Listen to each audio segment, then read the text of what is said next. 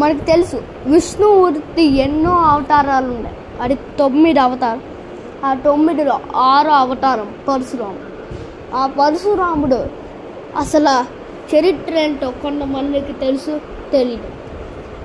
కానీ దాని ముందు ఏం జరిగిందో అనేది ఇప్పుడు తెలుసుకుందాం.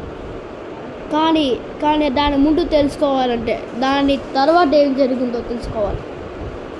దాని తర్వాత పరశురాముడు సప్తచిరంజీవి అయ్యాడు, తపస్సు చేస్తున్నాడు. ఆ తపస్సు చేస్తుంటే ఒక బాలుడు వెళ్ళి పరశురాముడు నేర్పాడు. అది అసలు ఎలా లేపుతారో పరశురాముడు లేకడు కదా, కానీ కథ తెలియాలి. నేను ఇప్పుడు చెప్తున్న కదా ఓన్లీ మీకు ఎంటర్టైన్మెంట్ కోసం, క్లియర్గా తీసుకోండి ఎవరు.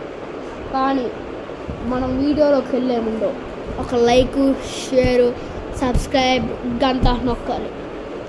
నేను ఇవన్నీ సబ్స్క్రిప్షన్ కోసం చెప్పట్లేదు. నేను చెప్పిందంటే నిజమే, కానీ ఈ సబ్స్క్రిప్షన్ ఎందుకు ఇవ్వడం అనేది నేనే ఇచ్చేస్తున్నాను. ఇంకా మనం వీడియోలోకి వెళ్ళిపోదామా?